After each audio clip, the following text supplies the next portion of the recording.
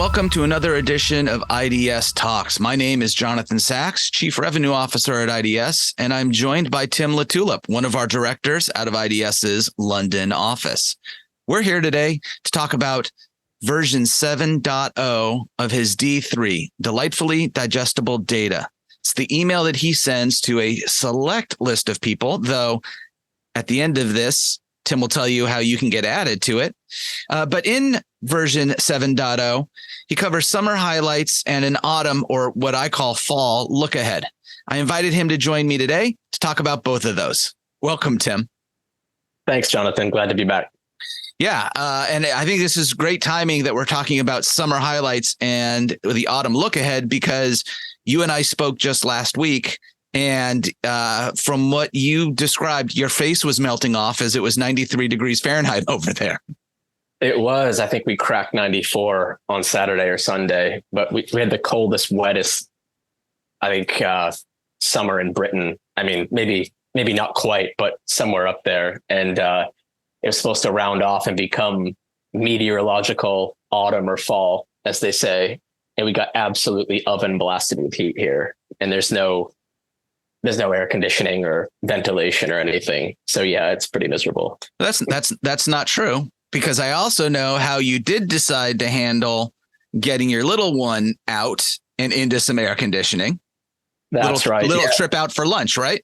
Yeah. It's a good life hack. If you go to these little pizza places, any pubs, cafes, 90% of them have really good air conditioning. So if you kind of pay your dues and offset the electrical bill, buying some pints or snacks, that's a good way to get through it. There you go. I didn't need an excuse to go to a pub to get a pint and fish and chips, but if I could actually use it's blazing hot, I have no AC at home, sorry, I have to go get a pint and fish and chips. All right, well, listen, why don't we start talking about the summer highlights? Yeah, it was So one of the top things for us is that our team actually got to take some summer vacation, which doesn't sound novel or newsworthy, but it's definitely noteworthy. It doesn't always happen that way every year. Christmas kind of period into New Year tend to be quieter times globally, so we can all kind of have some version of winding down. But our team did a nice kind of rotation this summer, with people going places, doing some staycationing, families coming and going from overseas, that kind of thing. It was a really nice way to kind of recharge the batteries, which we don't, in past years, we haven't always been able to do, owed to, matters being pretty amped up and needing attention. So it was a good balance in the team kind of taking things off each other's plates for a few weeks there. Yeah, I thought that was really well done. I think one of the things that is, I guess, somewhat unique to iDS is that being a company with both offices in the US and over there, it's not as if iDS's office in London shuts down for the month of August. And so being able to find that time for everyone to get their family time and also have coverage for our clients, the world that we live in, from an industry perspective, does not shut down for the summer. No. We and I mean, on that note, we still managed quite a few intensive document review exercises, investigations. We stayed pretty busy during that summer period, which I'll include July and August in that, and sort of ticked up our number of European countries where we have active matters to 7, which I include the UK in that for transparency. But I thought that was an interesting metric for a summer highlight. We've been working quite well with clients and contacts across the continent, not just here in the UK, which has always been a staple of ours and a focus of ours. So glad to see that number grow as well. I know the team in the US added some people to your squad on the US side. That's a summer highlight for the company as a whole, I'd say. While it's not relevant to our office exactly, I thought that was something notable. Maybe you can add a bit on that, Jonathan. Yeah, it was something I was glad to see. Right.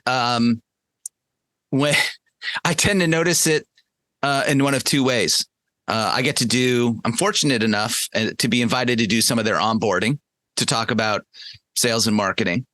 But whenever I do one of our all hands or all employees email, the number of recipients is there. And so I get to see the additions. But yeah, it is.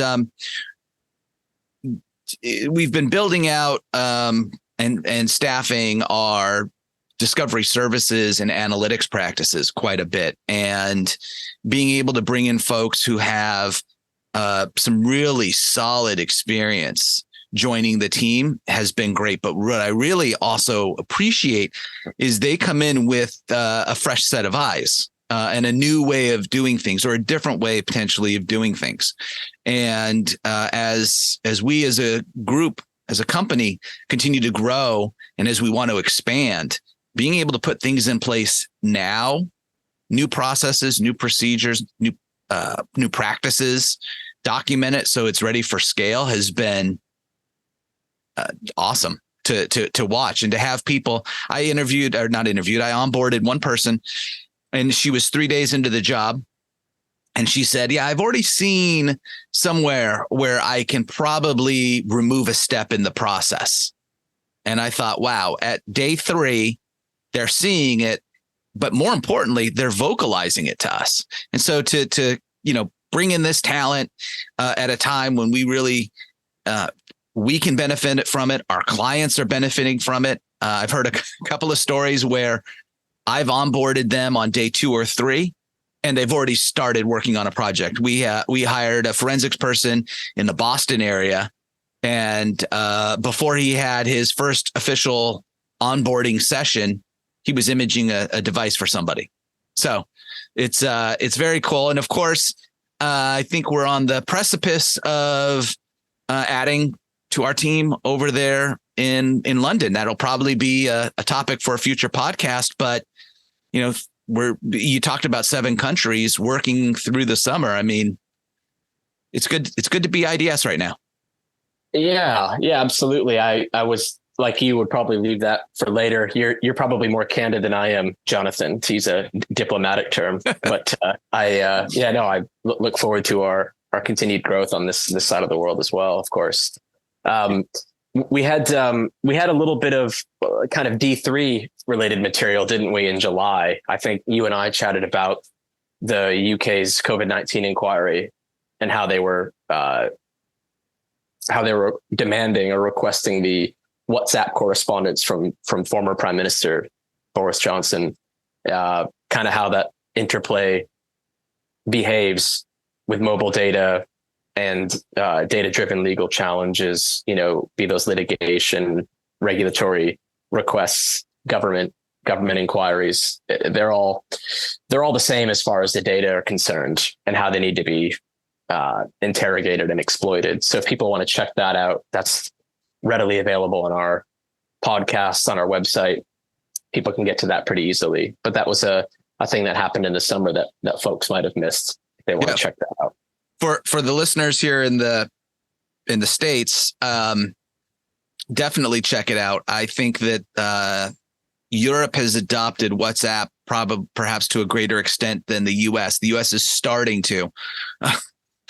I know it's starting to when my wife asks me if I've got it installed on my phone and if I use it. So if she's starting to use it, but we actually had a listener reach out to me and say that they found our D3 version 6.0 particularly interesting. She did not know much about WhatsApp data itself, was familiar with the app, but when we got into some of the nuance of the data related to WhatsApp, she was intrigued. Well, I'm glad to hear it. Yeah. Glad to hear it. All right. So let's talk about the other part of 7.0, which was the autumn look ahead.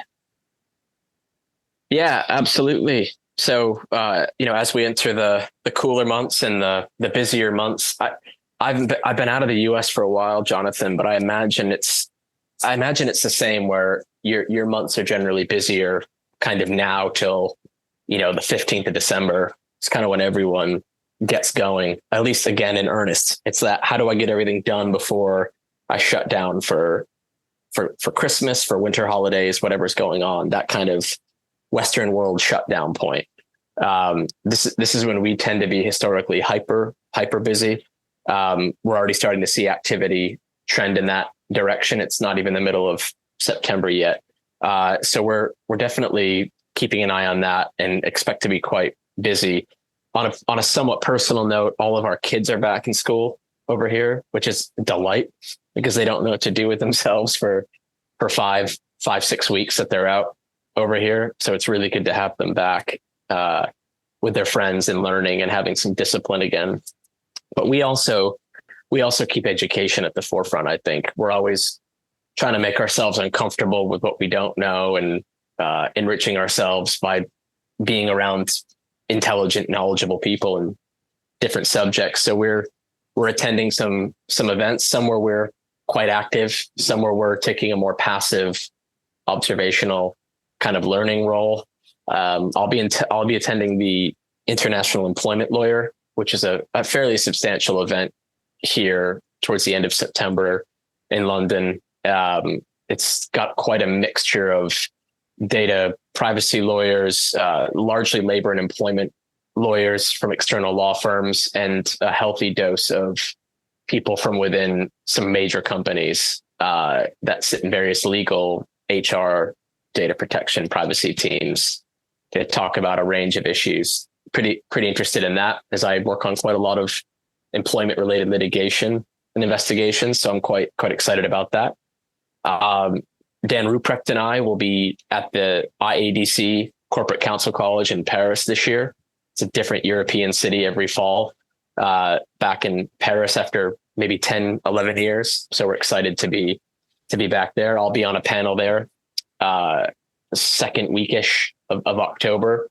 But we'll stay there for the whole event, maybe catch some Rugby World Cup if we're lucky. The French are hosting it. You will not be seeing the New Zealand All Blacks. No, maybe they're knocked out by France, I believe, early on. Yeah, that's a sore subject, I think, for a lot of people. This in the Commonwealth, this part of the world. Apart from that, we're hosting our own events again more and more. We run our breakfast roundtables once or twice a quarter. We've got one going end of this month. It's fairly practice area specific as usual. So relevant folks or people that might get the most out of it will get invites this week if they haven't already. I know some have been going out. Those are really good fun, and we look forward to hosting those. We're also giving quite a few talks at companies and law firms throughout London over the next several weeks on issues related to falsified evidence, fake evidence, how investigative technology can help just in general as a primer for certain teams that might not use it to its fullest, or might need the dialogue and the war stories to kind of help bolster their own baseline of knowledge. That's something we like doing as well. So there's quite a lot of that going on this month. And then in November, we'll be in Amsterdam for an event, and possibly Scandinavia for some events in November. So we've got quite an active learning and training sort of calendar the next couple of months, which will pair nicely with the increase in investigations and disputes that we're servicing as well. Yeah, well, you are going to be busy over here in the U.S. I think we're also going to have a very active September, October, November. Whether it's participating in events with corporate counsel. We have a number of big conferences, Georgetown AEDI in November.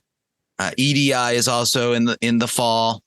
We're hosting not roundtables. We're doing an iDS dinner series where we'll be talking about similar topics: fake evidence, generative AI, and the increased use and benefits of analytics, both structured and unstructured. I'm going to say that at least your destinations sound a little more glamorous than ours, though I'm not hating on it, but we'll be in, LA, Denver, San Francisco.